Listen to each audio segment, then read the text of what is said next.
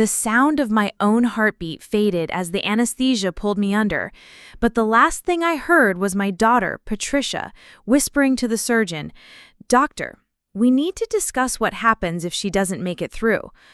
I should have been unconscious by then, but something about those words cut through the medical fog like a knife. The surgery was supposed to be routine, a gallbladder removal that had been postponed twice because of my children's busy schedules. Now, floating in that strange space between sleep and awareness, I realized they hadn't postponed it out of concern for my recovery time. Before we jump back in, tell us where you're tuning in from, and if this story touches you, make sure you're subscribed, because tomorrow I've saved something extra special for you. The morning had started like any other Wednesday except for the tight sensation in my abdomen that had been building for weeks.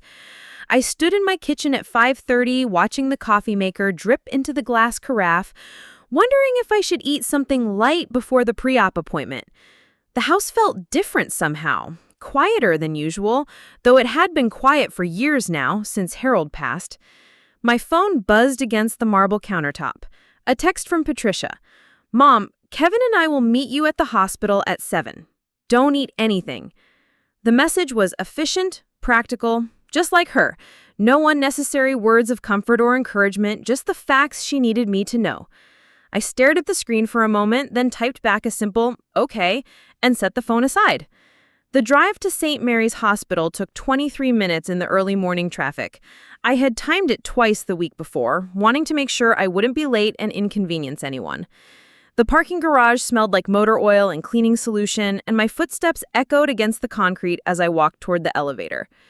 3rd floor, surgical wing, just like the pre-registration nurse had explained over the phone.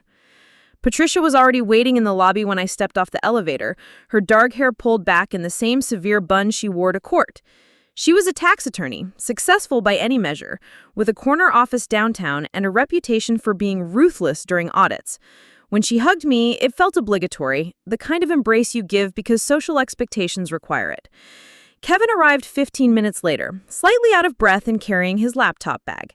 He was always carrying that bag, even to family dinners, ready to respond to emails from his marketing firm at a moment's notice. His greeting was warmer than Patricia's, but distracted.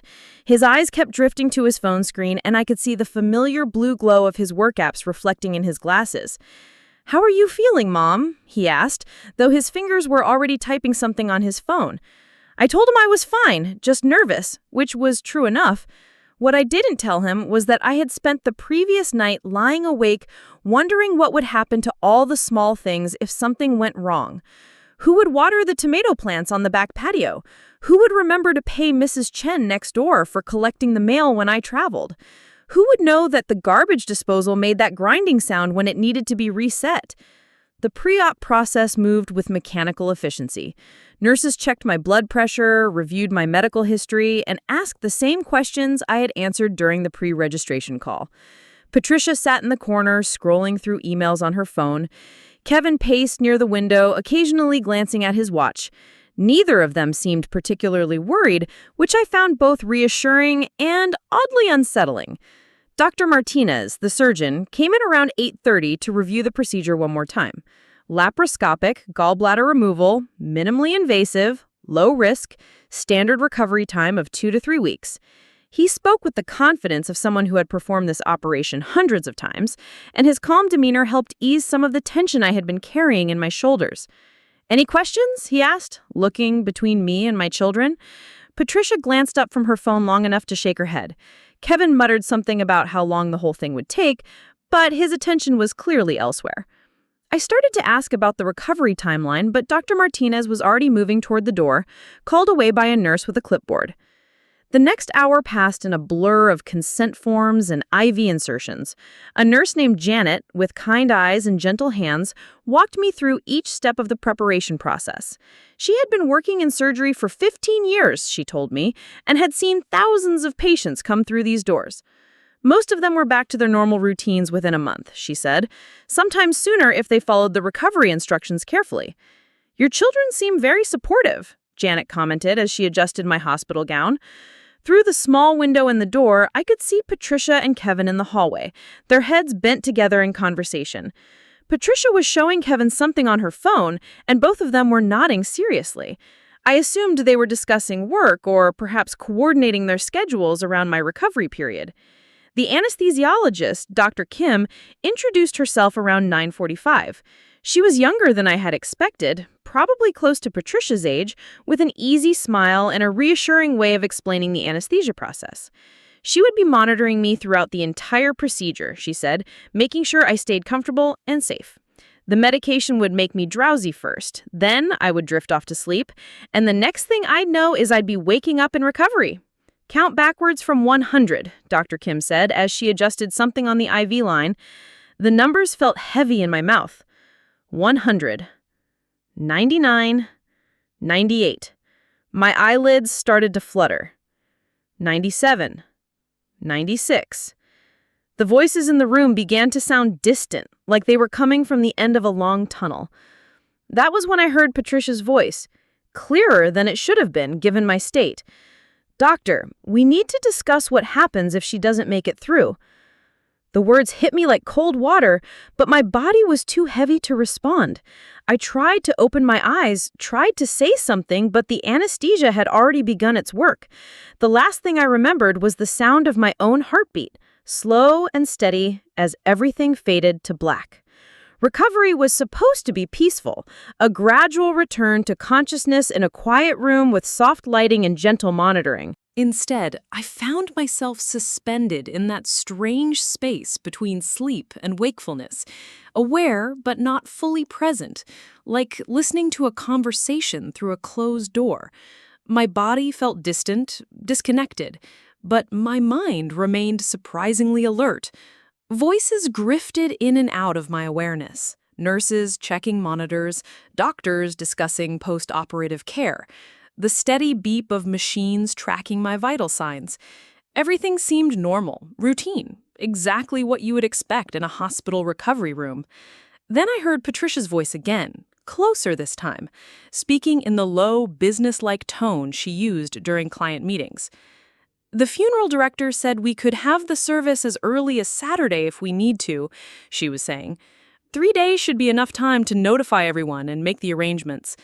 St. Andrew's is available, and the cemetery has an opening in the section next to Dad."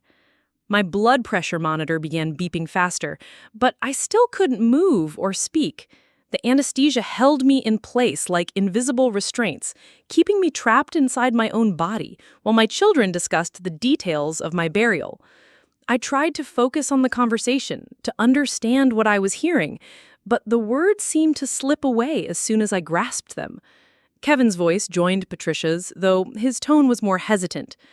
"Are you sure we should be planning this now? I mean, the surgery went fine. Dr. Martinez said everything looked good.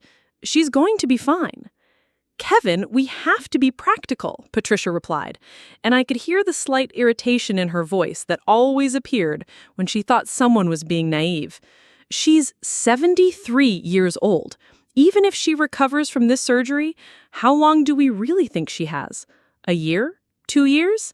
And what happens when she can't take care of herself anymore? Do you want to deal with nursing homes and medical bills and all of that?"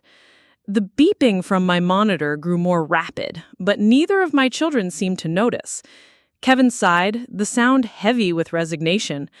"I just think it's premature. She's not even awake yet, and we're already planning her funeral."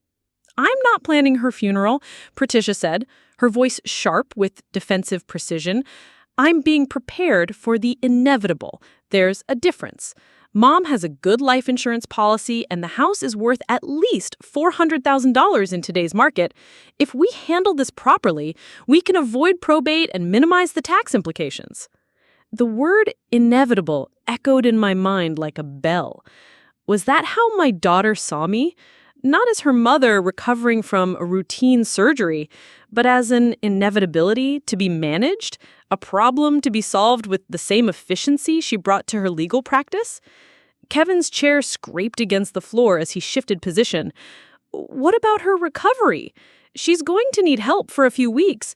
Someone should stay with her, make sure she's taking her medications, help her with meals and cleaning." "We'll hire someone," Patricia said without hesitation. "A home health aide. Someone professional who knows what they're doing. It's better than trying to juggle our schedules around her needs. You have that big campaign launch next month, and I'm in the middle of 3 major audits. We can't afford to take time off right now." The clinical way she discussed my care, like I was a project to be outsourced rather than their mother, sent a chill through me that had nothing to do with the air conditioning in the recovery room. I had raised these children, sacrificed for them, supported their dreams and ambitions. I had been there for every scraped knee, every heartbreak, every triumph. And now, when I needed them most, they were already calculating the most convenient way to manage my existence. Besides, Patricia continued, it's not going to be long-term. Look at her, Kevin. Really look at her. She's been declining for months. The forgetfulness, the way she gets tired so easily, the fact that she needed the surgery in the first place. Her body is starting to shut down. I wanted to scream that I was fine, that the forgetfulness was normal for someone my age, that everyone gets tired, that the gallbladder surgery was preventative, not an indication of impending death. But the anesthesia kept me silent, trapped in my own body, while my children discussed my fate like I was already gone. A nurse entered the room, her footsteps soft against the linoleum floor. "She's doing very well," the nurse said, checking something on my chart. "Dr. Martinez expects her to be fully awake within the next hour or so. The surgery was textbook perfect, no complications at all. She should be able to go home tomorrow morning." "That's wonderful news," Patricia said, but her tone was flat, almost disappointed. "When she'll be completely back to normal?" "Everyone heals at their own pace," the nurse replied. "But most patients her age are back to their regular activities within 2 to 3 weeks. She's in excellent health otherwise, so I expect she'll recover quickly." After the nurse left, the room fell silent for several minutes. I could feel my body starting to respond more to my commands, fingers beginning to twitch slightly, eyelids fluttering. The fog of anesthesia was lifting gradually, like morning mist burning off a lake. We need to have a conversation with her about the future, about what happens when she can't live independently anymore. Preparing and narrating this story took us a lot of time. So if you are enjoying it, subscribe to our channel. It means a lot to us. Now, back to the story. About making smart financial decisions while she's still mentally competent. "She is mentally competent," Kevin said, sounding frustrated. "Mom is sharp as a tack. She manages her own finances, maintains her own house, drives her own car. She's not some helpless invalid." "Not yet," Patricia agreed, "but it's coming, and when it does, we need to be ready. The house should be transferred to us now while she's healthy to avoid estate taxes. Her savings should be moved into accounts that we can access if needed. We should get power of attorney documents signed." The pieces began falling into place in my mind. This wasn't about my funeral at all. Not really. This was about my money, my house, my independence. Patricia saw my surgery not as a medical procedure, but as an opportunity, a chance to begin the process of taking control of my life and assets while I was vulnerable and grateful for their help. Kevin was quiet for a long time before responding. "I don't know, Patricia. It feels wrong talking about this while she's lying here unconscious, like we're vultures circling." "We're being responsible," Patricia corrected. "Mom raised us to be practical, to think ahead, to plan for contingencies. This is what responsible children do." But I knew Patricia well enough to hear what she wasn't saying. This wasn't about responsibility or contingency planning. This was about control, about positioning herself to make decisions about my life without having to consider my wishes or preferences. She had always been like this, even as a child, convinced that she knew what was best for everyone around her. The anesthesia continued to fade, and I could feel more sensation returning to my body. My throat was dry from the breathing tube, and there was a dull ache in my abdomen where the surgery had been performed, but overall I felt surprisingly good. Dr. Martinez had been right. This was a routine procedure, and my body was responding exactly as expected. I think we should start with small changes, Patricia continued, her voice taking on the persuasive tone she used with clients. Maybe suggest that she doesn't need such a big house anymore, that a nice apartment would be easier to maintain. Then gradually introduce the idea of assisted living, just for the social aspect, of course. Make it sound like it's for her benefit. You want to manipulate her into giving up her house? Kevin asked, and I could hear the disbelief in his voice. I want to help her make smart decisions before she's not capable of making them anymore. The house is too big for one person, Kevin. She rattles around in there like a marble in a jar. Wouldn't she be happier somewhere smaller, somewhere with built-in social activities and medical care available if needed? What Patricia didn't understand, what she had never understood, was that the house wasn't just a building to me. It was the place where Harold and I had built our life together, where we had raised our children, where every room held memories that couldn't be measured in square footage or market value. The kitchen where I had taught Patricia to make Christmas cookies, even though she had been more interested in organizing the ingredients than actually baking. The living room where Kevin had practiced piano recitals, filling the house with music during those wonderful years when both children still lived at home. My bedroom still smelled faintly of Harold's cologne, even after 3 years. His reading glasses were still in the drawer of his nightstand next to the book he had been reading the night before his heart attack. The garden in the backyard contained plants we had chosen together, flowers that bloomed according to a schedule we had planned over decades of patient cultivation. Patricia saw these as sentimental attachments to be overcome, obstacles to efficient decision-making, but they were the foundation of who I was, the physical anchors that connected me to a life that had been rich and full and meaningful. Giving up the house would be like giving up pieces of my soul, trading them for the sterile convenience of institutional living. We should probably talk to a lawyer, Patricia continued, someone who specializes in elder care planning. Get all the paperwork in order while she's still cooperative. Cooperative? Kevin repeated. She's our mother, not a hostile witness. You know what I mean, Patricia said, though her tone suggested she was growing impatient with Kevin's questions. While she's still willing to listen to reason before she gets stubborn and emotional about everything. The irony was almost laughable. Patricia was calling me stubborn and emotional while she sat in my hospital room planning my funeral and scheming to take control of my assets. She was so focused on being practical and efficient that she had completely lost sight of the human being at the center of all these plans. A different nurse came in to check my vital signs, and I could hear her moving around the bed, adjusting monitors and making notes on my chart. Her numbers look excellent, she told Patricia and Kevin. Blood pressure is stable, heart rate is good, oxygen levels are perfect. Dr. Martinez will be very pleased with her progress. When do you think she'll wake up? Kevin asked. Any time now, the nurse replied.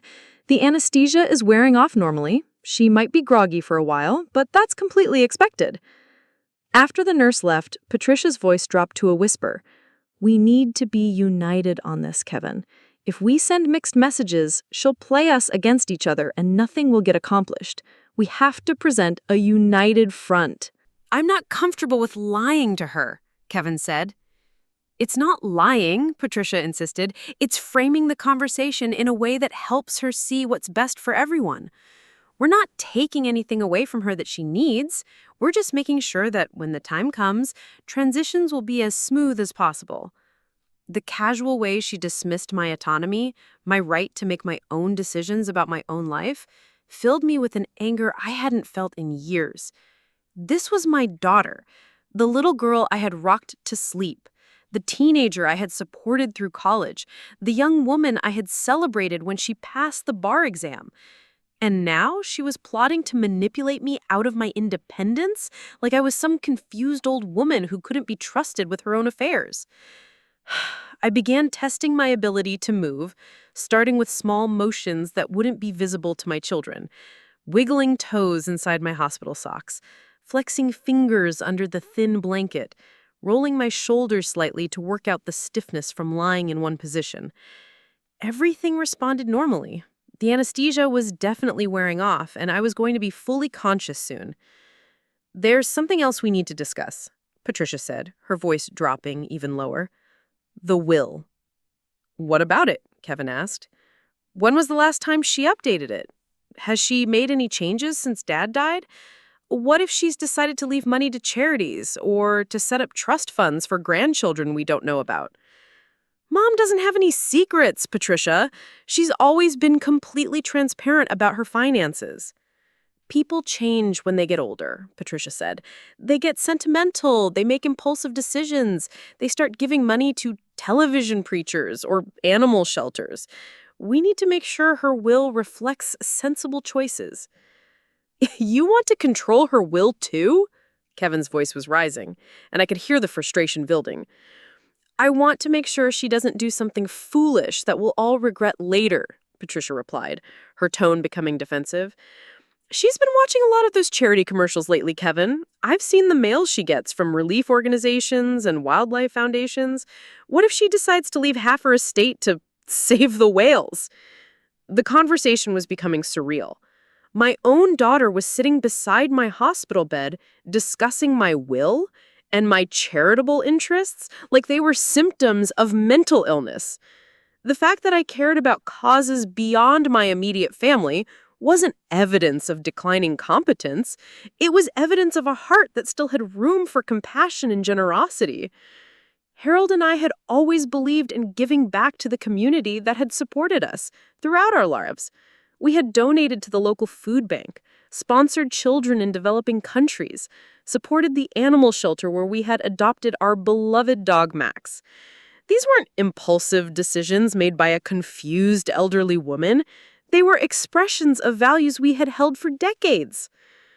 Look, Patricia said, all I'm saying is that we need to have these conversations with her while she's still healthy enough to understand the implications. Once she starts declining, and she will start declining, it becomes much more complicated legally. She's not declining, Kevin protested. She just had her gallbladder removed, not brain surgery. She's going to be fine. For now, Patricia agreed. But Kevin, we have to face reality. She's 73 years old. She lives alone in a house that's too big for her. She's starting to have health problems that require surgery. This is the beginning of the end, whether we want to admit it or not. The beginning of the end. The phrase echoed in my mind as I felt my consciousness becoming clearer and more focused.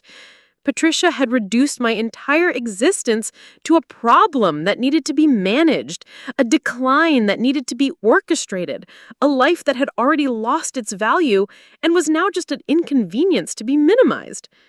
But I was very much alive, thank you very much. My mind was sharp, my body was healing perfectly from a routine surgery, and I had every intention of living independently for many years to come.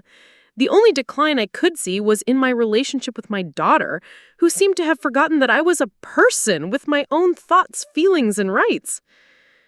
I could hear movement in the hallway outside my room, the soft conversations of medical staff, the distant chime of elevator doors opening and closing. The hospital was busy with the normal rhythms of healing and care, people getting better and going home to resume their lives. That was exactly what I intended to do. I think she's waking up, Kevin said suddenly, and I realized that my breathing had become more regular, less of the deep, slow rhythm of sedation. Patricia's chair scraped against the floor as she moved closer to the bed. Mom, can you hear me? I could hear her perfectly, of course. I had heard every word she had spoken over the past hour, every plan she had made for my future, every assumption she had voiced about my competence and autonomy. The question was whether I was going to let her know just how much I had heard. I decided to wait a little longer to see what else they might reveal while they thought I was still unconscious. Sometimes the most important conversations happen when people think no one is listening. She's looking good, Kevin said, his voice closer to the bed now. Her color is better than it was before the surgery. The nurse said she's healing well, Patricia agreed. But her tone was distracted, like she was thinking about something else. Kevin, I want to bring up the conversation about her future gradually, over the next few weeks while she's recovering. Don't mention anything about what we discussed today. I'm not going to lie to her. You don't have to lie, just don't volunteer information about our long-term planning. Let me handle the conversations about financial arrangements and living situations. I know how to present these things in a way that won't upset her. Won't upset her. As if my feelings about my own life were an inconvenience to be managed, rather than something that should be central to any decisions being made. Patricia had always been good at presenting things in ways that served her purposes, but she had apparently forgotten that I had raised her, that I knew all her techniques for getting what she wanted. I still think we're getting ahead of ourselves, Kevin said. Maybe we should wait and see how she does with recovery before we start making major plans. Kevin, do you know how much money Mom spends every month maintaining that house? Property taxes, utilities, maintenance, insurance. It's probably close to $3,000. If she moved to assisted living, her monthly expenses would be fixed, predictable, and she'd have built-in social activities and medical support. She has social activities, Kevin pointed out. She has her bridge club, her book club, her volunteer work at the library. She has friends in the neighborhood. Moving her away from all that would be cruel. Those activities won't last forever, Patricia replied. How long do you think she'll be able to drive to bridge club? How long before the book club becomes too taxing? How long before volunteering at the library becomes too physically demanding? We need to think about her future, not just her present.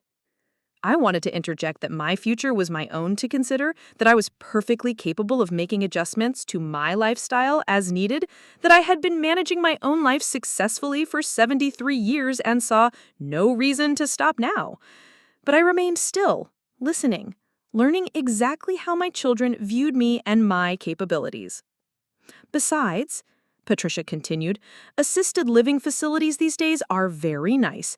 They're not like the nursing homes from 20 years ago. They have fitness centers, libraries, organized trips. She might actually be happier there. Then why don't we let her make that decision herself? Kevin asked. Why do we need to manipulate her into it? Because left to her own devices, she'll stay in that house until she falls down the stairs or forgets to turn off the stove and burns the place down. Then what? Emergency medical care, possible brain injury, insurance claims, legal complications. It's better to make the transition while she's still healthy. Patricia's ability to invent catastrophic scenarios was impressive, if infuriating. She had transformed my simple gallbladder surgery into evidence of impending doom, my comfortable and well-maintained home into a death trap, my independent lifestyle into a recipe for disaster. In her mind, I was already incompetent, already a burden, already more dead than alive. What if she says no? Kevin asked. What if she refuses to consider any of these changes? Then we'll have to be more creative, Patricia said, her voice taking on that calculating tone I remembered from her childhood when she was working out how to get something she wanted. There are ways to encourage people to make the right decisions. We just have to be patient and strategic. Creative, strategic. These were not words I wanted to hear my daughter using about me, especially not in the context of major life decisions. They implied manipulation, coercion, a systematic undermining of my autonomy in service of her agenda. A knock on the door interrupted their conversation, and I heard Dr. Martinez enter the room. "Good afternoon," he said, his voice cheerful and professional. "How are we doing in here?" "She's still sleeping, but the nurses say she's doing well." "Excellent," Dr. Martinez replied, and I could hear him moving around the bed, checking monitors and examining my incision site. "Everything looks perfect. The surgery couldn't have gone better. She should be waking up any time now, and if all goes well, she can go home tomorrow morning." "What kind of restrictions will she have? How long before she can drive, cook for herself, that sort of thing?" "Very minimal restrictions. No heavy lifting for 2 weeks, but she can do light housework, cooking, all her normal activities. She can drive as soon as she's off the pain medication, probably by this weekend. Most patients are back to their regular routines within a week or two." I could practically feel Patricia's disappointment radiating from her chair. Dr. Martinez was describing a quick, complete recovery that would leave me fully independent and capable, exactly the opposite of what she had been hoping to hear. "What about long-term effects? Any increased risk of complications as she gets older?" "None at all," Dr. Martinez said firmly. Once she heals from this surgery, her health should actually be better than it was before. The gallbladder was causing inflammation that was affecting her overall well-being. Removing it eliminates that problem completely. But at her age, Patricia began, age is just a number, Dr. Martinez interrupted, and I could hear the slight impatience in his voice. Your mother is in excellent health for someone of any age. Her cardiovascular system is strong, her cognitive function is perfect, her bone density is good. I have patients in their 50s who are in worse shape than she is. The room fell silent for a moment, and I realized that Patricia was probably struggling to reconcile the doctor's optimistic prognosis with her predetermined narrative of my decline and incapacity. I'll check on her again this evening, Dr. Martinez said. She should be fully awake by then, and we can discuss her discharge plans. Any other questions? Neither Patricia nor Kevin had any other questions, and Dr. Martinez left the room with the same brisk efficiency that had characterized his pre-surgical visit. I was alone again, with my children and their plans for my future. Well, Kevin said after a long pause, that settles it. She's gonna be fine. Maybe we should table all this planning until she actually needs help. Kevin, you're missing the point, Patricia said, her voice tight with frustration. It doesn't matter what the doctor says about her recovery from this surgery. She's still 73 years old, she's still living alone, and she's still one accident away from a major crisis. We need to be proactive. Proactive. Another word that sounded reasonable on the surface, but carried undertones of control and manipulation when applied to my life. Patricia wanted to be proactive about managing my decline, proactive about protecting her inheritance, proactive about making decisions that would benefit her rather than me. I had heard enough. My body was responding normally to all my commands now. My mind was completely clear, and I was ready to rejoin the conversation that had been taking place around me, rather than with me. It was time to let my children know that their mother was very much alive, very much aware, and very much capable of making her own decisions about her own future. I opened my eyes slowly, blinking against the soft fluorescent lighting of the recovery room. Patricia and Kevin were both sitting close to my bed, Kevin in the chair nearest the window, Patricia in the chair she had pulled up close to the head of the bed. Both of them looked startled when they realized I was conscious. "Mom," Kevin said, relief evident in his voice, "how are you feeling?" I took a moment to assess my condition honestly. There was some soreness at the incision sites, and my throat was dry from the breathing tube. But overall, I felt remarkably good. Better, in fact, than I had felt in months, since the gallbladder problems had been causing persistent discomfort.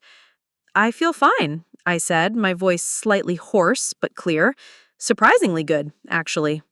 Patricia leaned forward, her expression shifting into what I recognized as her professional mode, the careful concern she showed clients when she needed to appear sympathetic while pursuing her own agenda. "The surgery went perfectly," she said. "Dr. Martinez said there were no complications at all. You should be able to go home tomorrow." "That's wonderful news," I replied, watching both of their faces carefully. I was worried about the recovery time, about how much help I would need. "Oh, you won't need much help at all," Kevin said, apparently forgetting the conversation I had overheard about hiring professional caregivers. "The doctor said you can do pretty much everything normally within a week or two." Patricia shot him a look that could have frozen water, but I pretended not to notice. Instead, I smiled and nodded, playing the role of the grateful patient who was relieved to hear good news about her prognosis. "I'm so glad to hear that. I was afraid you'd both have to rearrange your schedules to take care of me. I know how busy you are with work." "We would have made time," Patricia said, though her tone suggested that making time would have been a significant inconvenience. "Family comes first." The hypocrisy of that statement, given what I had just overheard, was breathtaking, but I maintained my composed expression, filing away the information for future reference. Patricia was very good at saying what people wanted to hear, even when her actions and private conversations revealed completely different priorities. "I appreciate that," I said. I really do. It means so much to know that you're both looking out for me. Kevin seemed genuinely relieved by my recovery and positive attitude, but Patricia was watching me with that sharp, calculating look she got when she was trying to figure out the best approach to a problem. I could practically see the wheels turning in her head, trying to reconcile my apparent good health with her plans for managing my inevitable decline. "Mom," she said carefully, "this whole experience has made us think about the future, about making sure you have the support you need as you get older." Here it comes, I thought. The gentle introduction to the conversation about giving up my independence, framed as concern for my well-being rather than control over my assets. "That's very thoughtful of you," I said, keeping my tone neutral and receptive. "What did you have in mind?"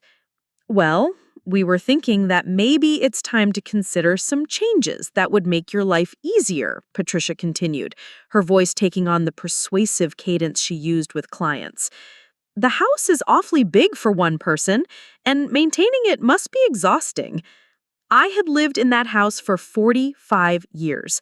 I had raised my children there, cared for my aging parents there, nursed Harold through his final illness there.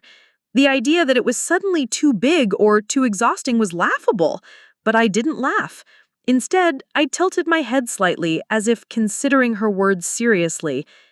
I suppose it is a lot of work." What kind of changes were you thinking about? Patricia's eyes lit up with the satisfaction of someone who thought she was making progress with a difficult negotiation. There are some wonderful retirement communities these days, Mom. Really nice places with activities and social opportunities. You might actually enjoy having more companionship. It's something to think about, I agreed, watching as both my children relaxed slightly, apparently convinced that I was going to be receptive to their suggestions. Of course, I'd want to make sure I was making the right decision for the right reasons. Absolutely, Patricia said quickly. We just want you to know that we're here to help you explore your options when you're ready. When you're ready, as if the timing of major decisions about my life was something I would be allowed to control. Based on what I had overheard, Patricia had very specific ideas about when I should be ready, and they had nothing to do with my actual needs or preferences. That's so sweet of you both, I said. I'm lucky to have children who care so much about my future. Kevin looked genuinely pleased by my response, but Patricia was studying me with that same intense focus she brought to complex legal cases. She was smart enough to recognize that I was being unusually agreeable, and smart enough to be suspicious of agreement that came too easily. Is there anything else you're worried about? I asked innocently. Any other aspects of my future that concern you? Patricia and Kevin exchanged a quick glance, and I could see them both calculating how much to reveal about their conversations and planning.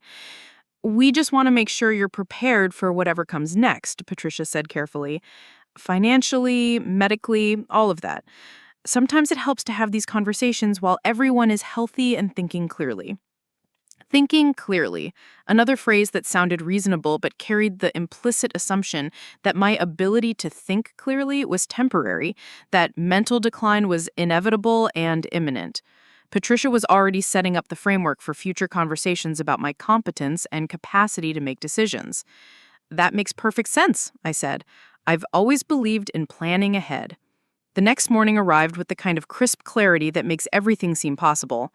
Sunlight streamed through the window wando, warming my face as I sat up in bed, feeling more alert and energetic than I had in months. The surgery had been exactly what Dr. Martinez promised: routine, successful, and completely uncomplicated. My body was already beginning the healing process, and I could feel strength returning to my limbs with each passing hour. Patricia arrived at 8 sharp, carrying a small overnight bag and wearing the same efficient expression she brought to every task.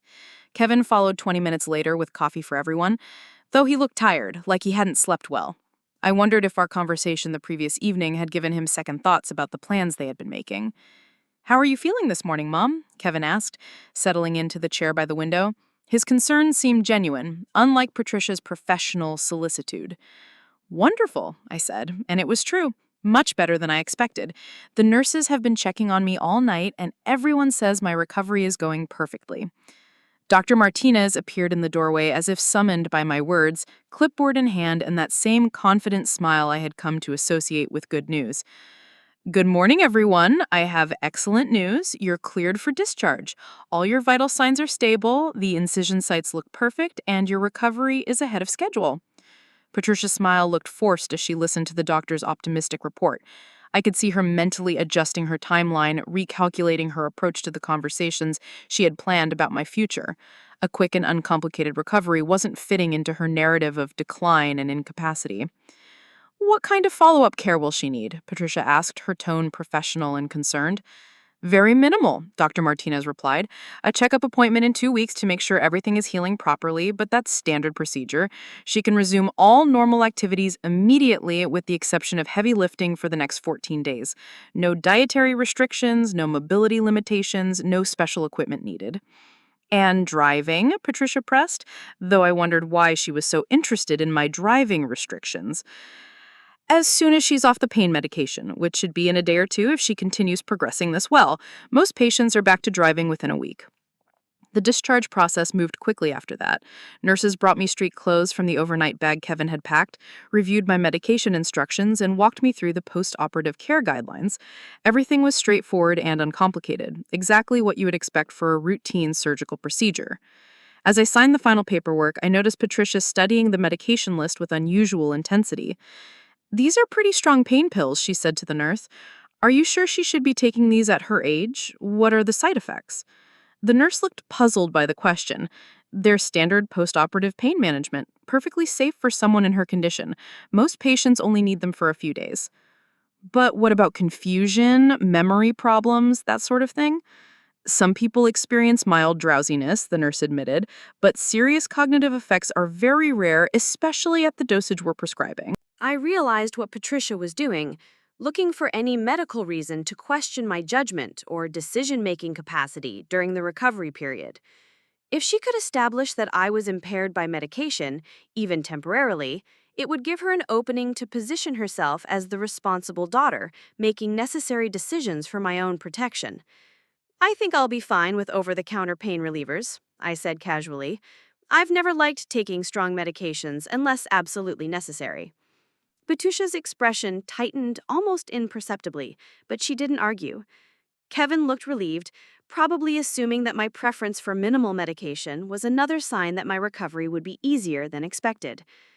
The ride home was pleasant enough, though I could sense undercurrents of tension between Patricia and Kevin that hadn't been there before my surgery.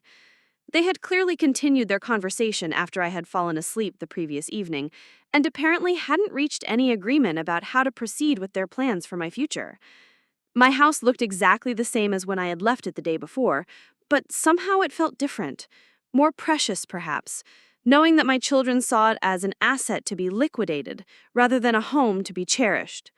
The afternoon sun slanted through the living room windows, highlighting the family photos on the mantelpiece, the comfortable furniture Harold and I had chosen together, the small touches that made this space uniquely ours.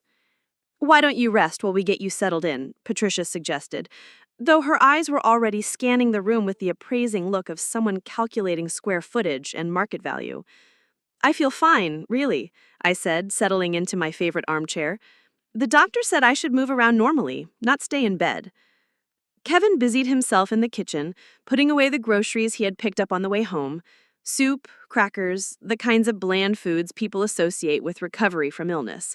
Patricia wandered through the living room, straightening pillows that didn't need straightening, adjusting picture frames that were already perfectly aligned.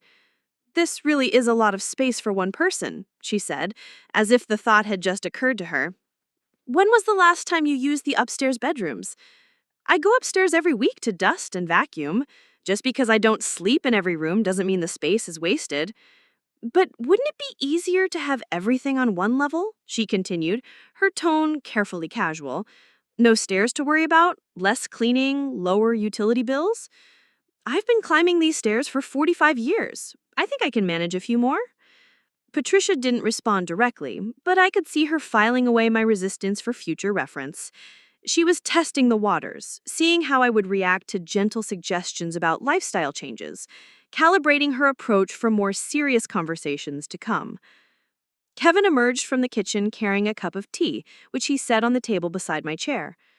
I put your prescriptions on the kitchen counter. Do you want me to set up one of those pill organizers? That's not necessary. I've been managing my own medications for 73 years. I think I can handle a few post-surgical pills for a week or two. Again, that quick glance between Patricia and Kevin, the silent communication of siblings who had clearly discussed their mother's competence in detail.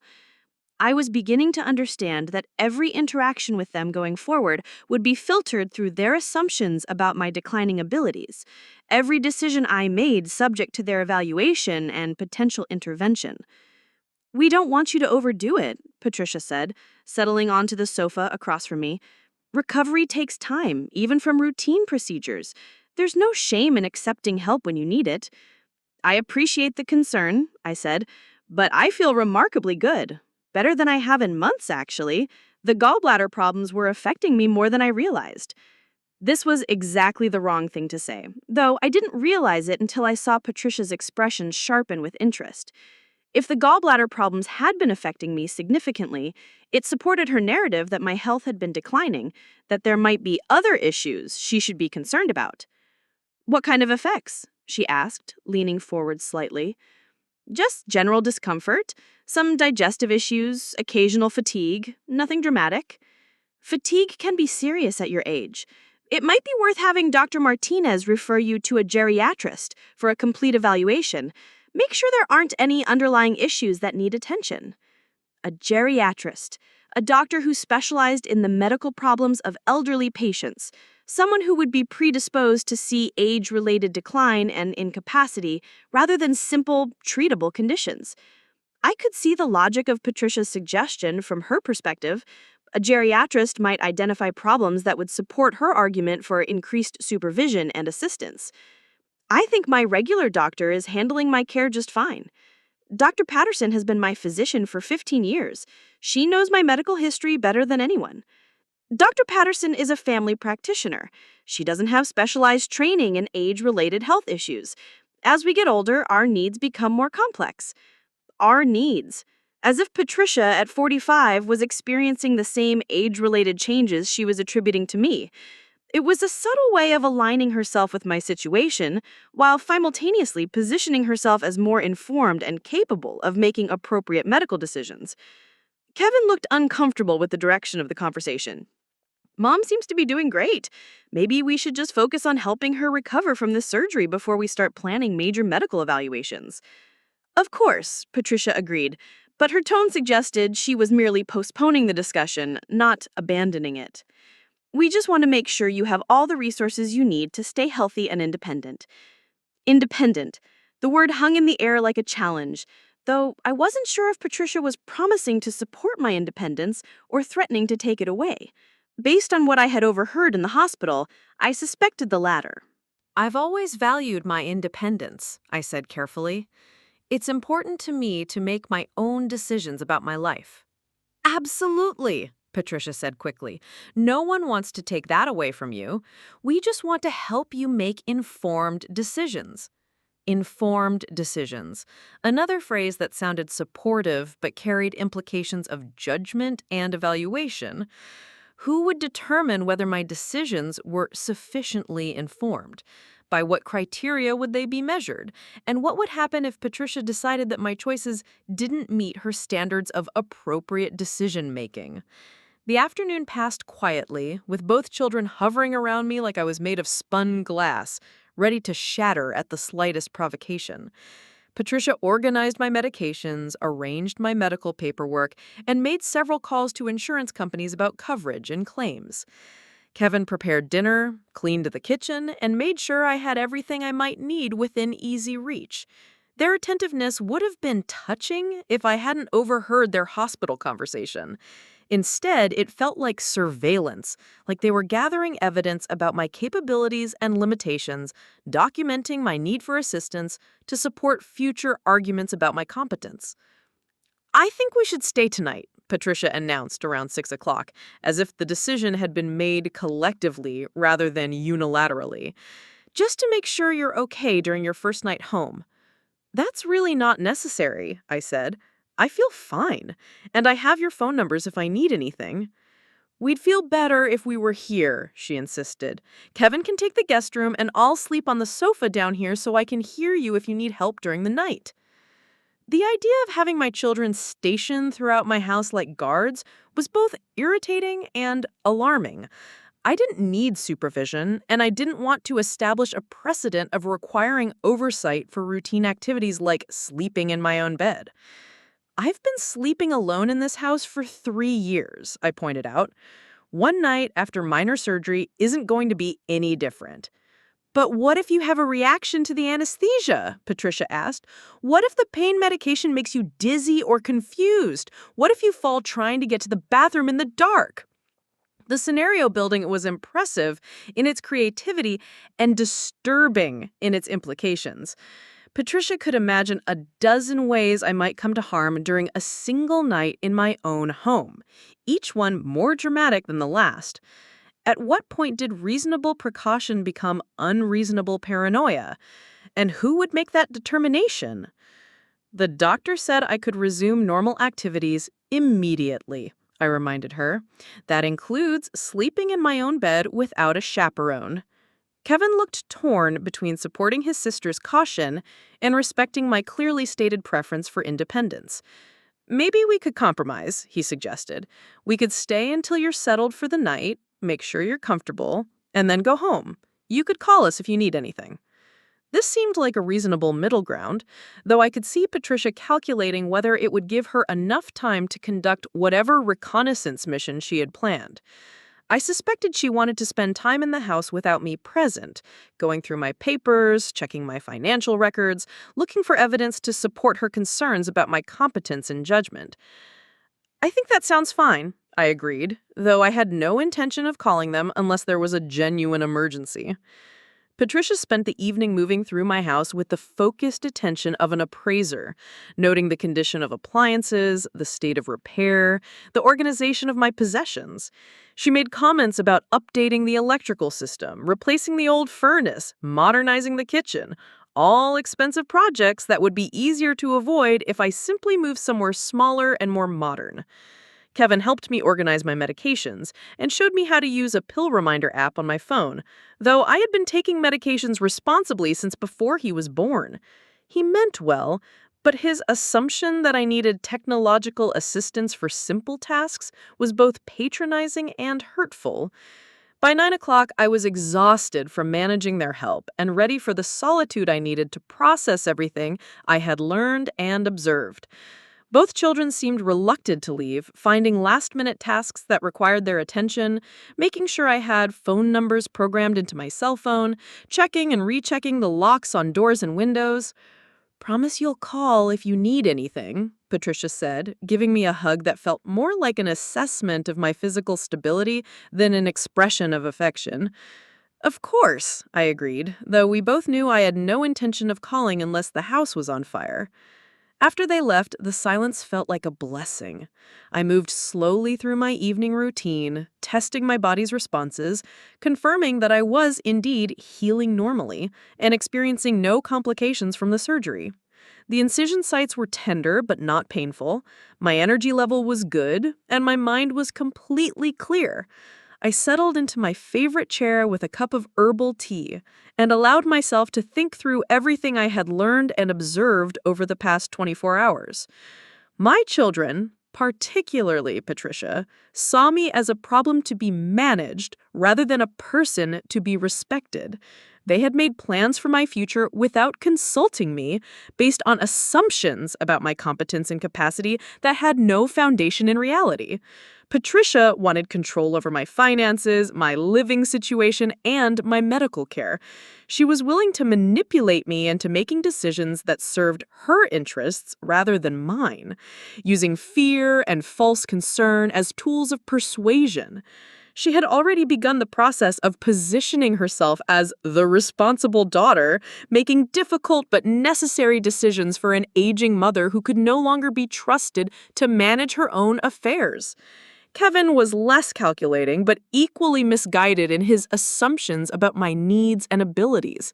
He genuinely cared about my well-being, but he had accepted Patricia's narrative about my decline without questioning whether it was based on actual evidence or convenient speculation. The most disturbing realization was that this was just the beginning. The conversation I had overheard in the hospital was not the end of their planning. It was the opening move in a campaign to gradually strip away my autonomy and independence. They would continue testing my responses, looking for signs of weakness or confusion, building a case for increased intervention and control. But they had made one crucial mistake. They assumed I was unaware of their plans, that I would be a passive participant in my own diminishment, grateful for their assistance and guidance.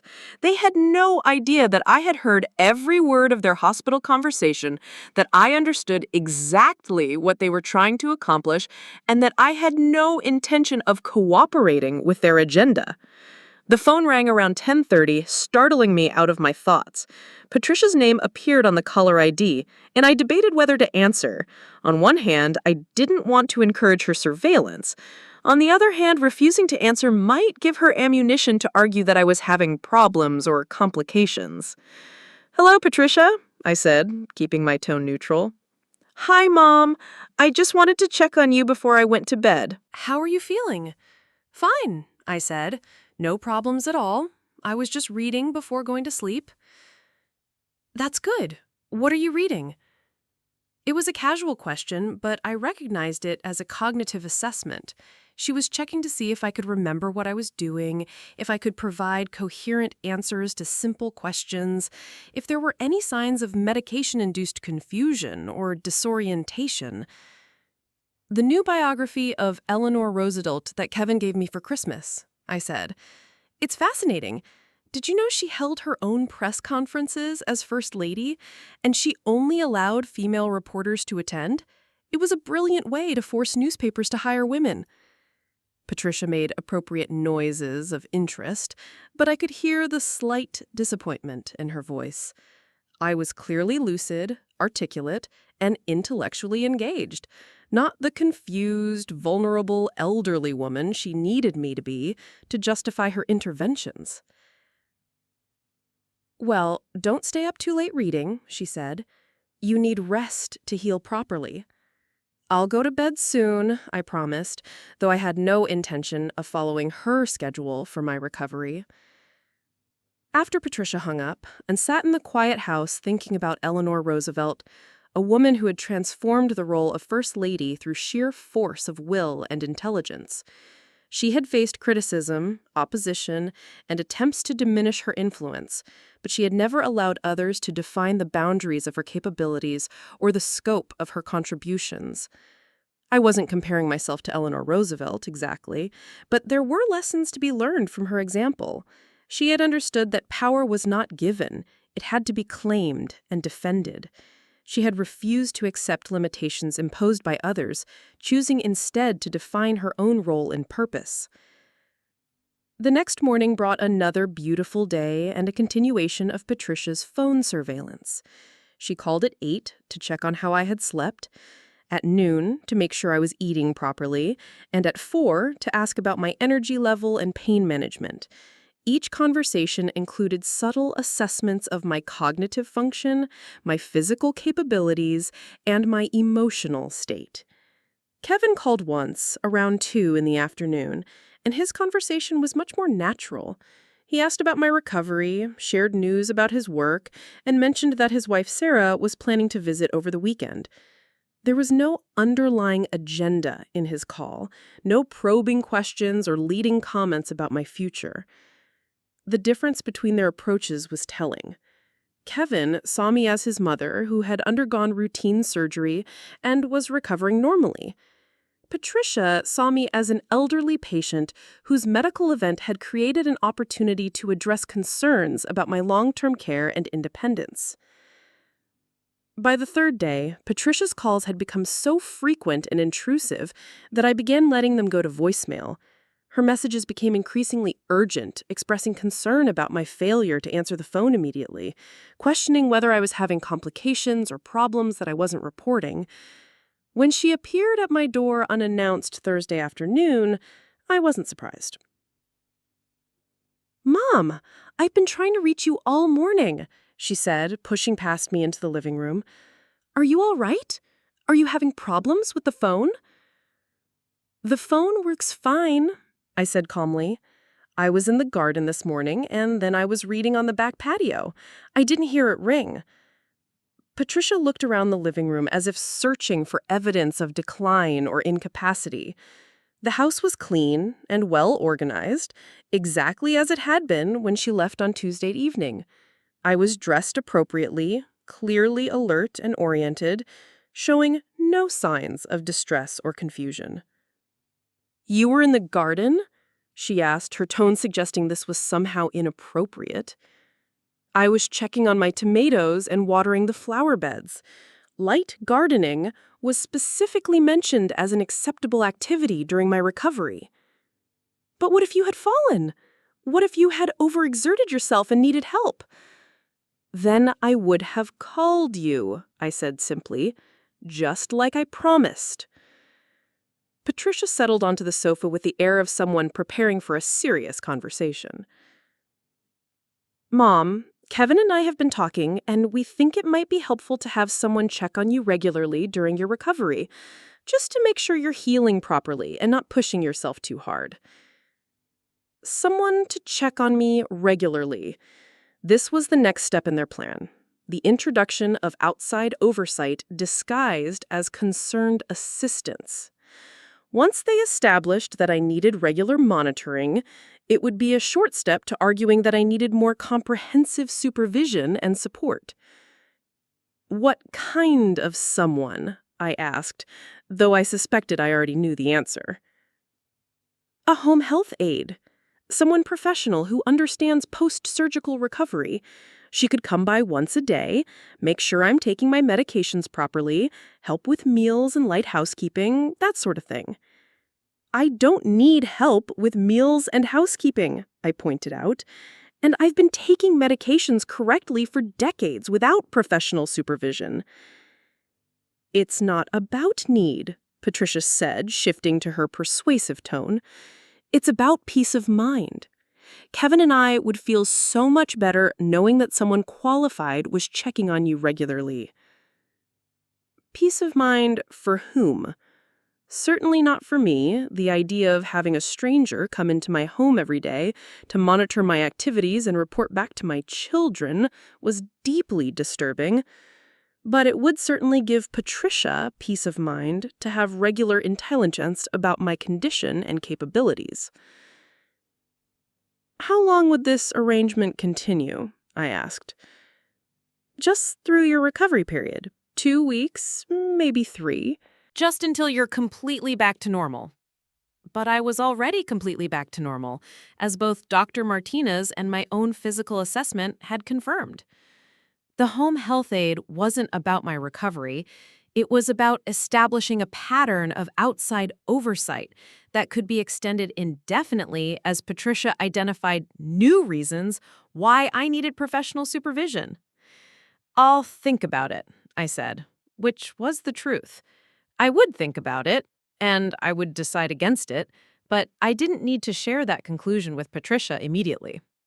"I've already contacted an agency that specializes in post-surgical care," Patricia said, producing a business card from her purse.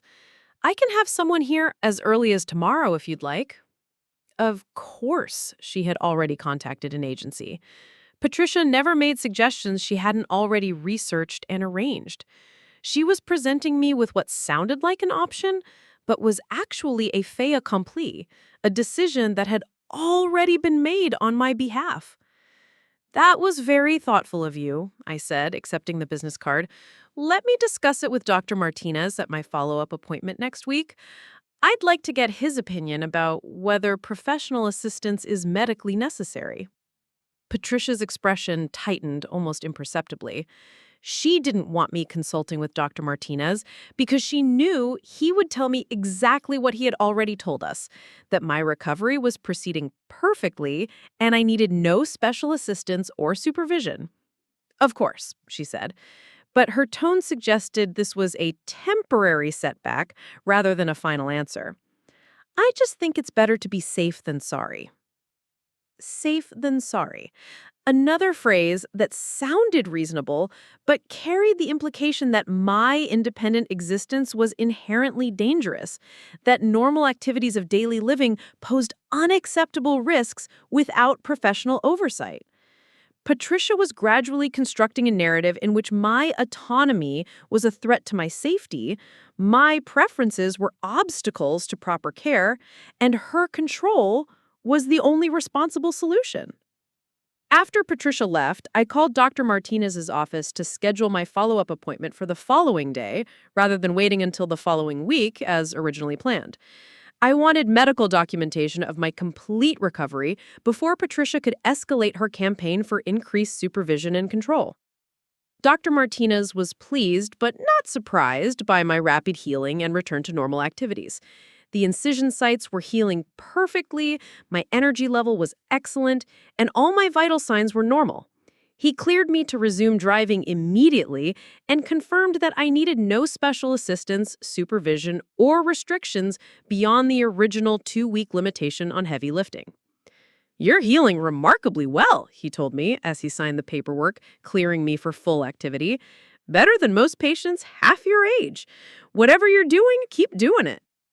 I asked him to document his assessment in writing, including his professional opinion that I required no home health services or specialized care during my recovery.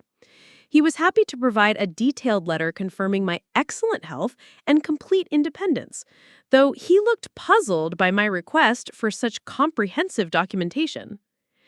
"Is someone questioning your recovery?" "My children are concerned about me living alone after surgery," I said carefully. "I think it would help put their minds at ease to have your professional assessment in writing." Dr. Martinez nodded understandingly. "Family members sometimes have trouble adjusting when their parents have medical procedures," he said. "It's natural for them to worry, even when there's no medical reason for concern." Armed with Dr. Martinez's letter, I felt more confident about resisting Patricia's plans for increased oversight and intervention. But I also realized that medical documentation alone might not be enough to deter someone as determined and resourceful as my daughter. She had invested significant time and energy in developing her strategy for managing my future, and she wasn't likely to abandon it simply because a doctor disagreed with her assessment of my needs. The confrontation I had been anticipating came sooner than expected. Patricia arrived Saturday morning without calling ahead, accompanied by Kevin and a middle-aged woman in scrubs whom she introduced as Linda from the home health agency. "I thought it would be helpful for you to meet Linda before making a decision about services," Patricia said, ushering the three of them into my living room as if she owned the house. Linda was professional and pleasant, with the practiced warmth of someone who dealt with elderly clients and their adult children. She began asking questions about my daily routine, my medication schedule, my dietary needs, and my mobility limitations, clearly expecting to conduct an assessment that would result in a care plan and service agreement. "I appreciate you coming," I told Linda politely, "but I won't be needing home health services. My doctor has cleared me for complete independence, and my recovery is ahead of schedule." Linda looked confused, glancing between me and Patricia as if trying to understand why she had been called to assess someone who didn't want or need her services. "Mom, Linda is here to help. There's no shame in accepting assistance when you need it." "I don't need it," I said firmly.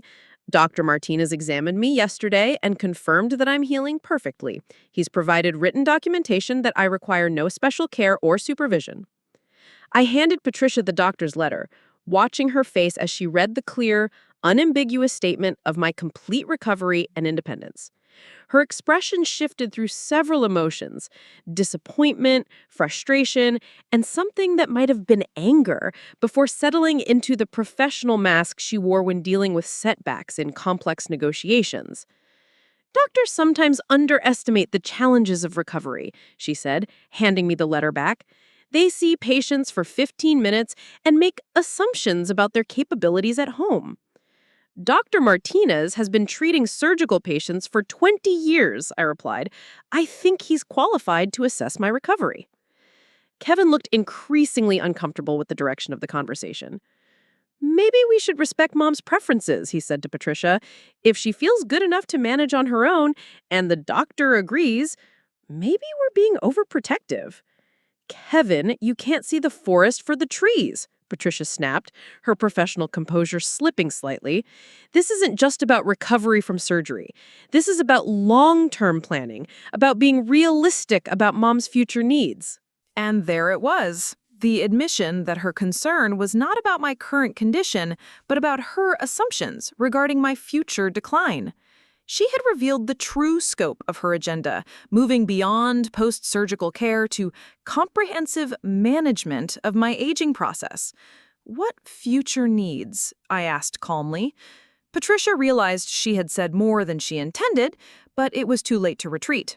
Mom, you're 73 years old. Even if you recover completely from this surgery, there are going to be other health issues, other challenges. Wouldn't it be easier to establish support systems now while you're healthy, rather than waiting until there's a crisis? What kind of crisis are you anticipating? I pressed. I'm not anticipating anything specific, Patricia said, though her tone suggested otherwise. I'm just being practical about the realities of aging. Linda was looking increasingly uncomfortable with being present for what was clearly a family conflict that had little to do with post-surgical care. Perhaps I should come back another time, she suggested diplomatically. That won't be necessary, I said kindly. Thank you for your time, but I won't be needing your services. After Linda left, Patricia and Kevin remained in my living room, though the atmosphere was tense with unresolved conflict. Patricia was clearly frustrated that her carefully laid plans had been derailed by my unexpected assertiveness and medical documentation of my competence. I don't understand why you're being so stubborn about this, she said, her professional patience wearing thin. We're trying to help you. I understand that you think you're helping me, but what you're actually doing is trying to solve problems that don't exist and manage a decline that isn't happening. It will happen, Patricia said bluntly. Maybe not this year, maybe not next year, but it will happen. And when it does, wouldn't you rather have support systems already in place? When and if I need support systems, I'll put them in place myself, I said. I've been making decisions about my own life for 73 years. I don't need anyone else to make them for me now. Kevin stood up abruptly, running his hands through his hair in a gesture of frustration. This is ridiculous, he said. Mom is obviously fine. She's recovering perfectly, she's living independently, she's managing her own affairs. Why are we having this conversation? Because you refuse to think beyond the immediate situation, Patricia replied, her voice rising slightly. Because you want to pretend that age doesn't matter, that nothing is going to change, that we can just ignore reality indefinitely. What reality? Kevin demanded. The reality that Mom just had successful surgery and is healing normally? The reality that her doctor says she needs no special care? What reality are you seeing that the rest of us are missing? Patricia stared at both of us for a long moment, and I could see her calculating whether to reveal more of her thinking or retreat to safer ground. She chose revelation, perhaps deciding that subtle manipulation had failed and direct confrontation was her only remaining option. The reality that she's not going to live independently forever, she said. The reality that we need to start making plans for when she can't take care of herself anymore. The reality that if we wait until she's confused and incompetent, it's going to be a lot harder to make smart decisions about her care and her finances. The words hung in the air like an accusation. Patricia had finally admitted what I had suspected from the beginning. Her concern was not about my current well-being, but about positioning herself to make future decisions about my life and assets when I was no longer able to resist her control. I see, I said quietly. And who exactly will determine when I'm confused and incompetent? Who gets to decide when I no longer make my own decisions? Patricia had the grace to look slightly ashamed, but she didn't back down. "It's not about anyone making arbitrary decisions," she said. "It's about being realistic about cognitive decline, about recognizing when someone needs help even if they don't want to admit it."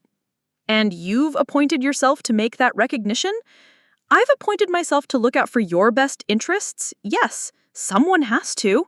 The arrogance of that statement took my breath away. Patricia had decided unilaterally and without consultation that my best interests required her oversight and management. She had concluded that my judgment could not be trusted, that my preferences were irrelevant, that her assessment of my capabilities was more reliable than my own self-knowledge or medical evaluation. Kevin was looking at his sister with something approaching horror. "Patricia, do you hear yourself? You're talking about Mom like she's already incompetent, like she's some kind of burden that needs to be managed."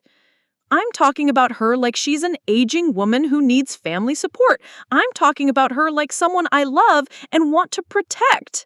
By taking away her autonomy, by making decisions for her that she's perfectly capable of making herself, by being realistic about what's coming and preparing for it before it becomes a crisis." I had heard enough. "Patricia," I said, my voice calm but firm, "I am not in decline. I am not incompetent. I am not confused or unable to make rational decisions about my own life. I am a 73-year-old woman who just had routine surgery and is healing normally." Patricia started to interrupt, but I held my hand.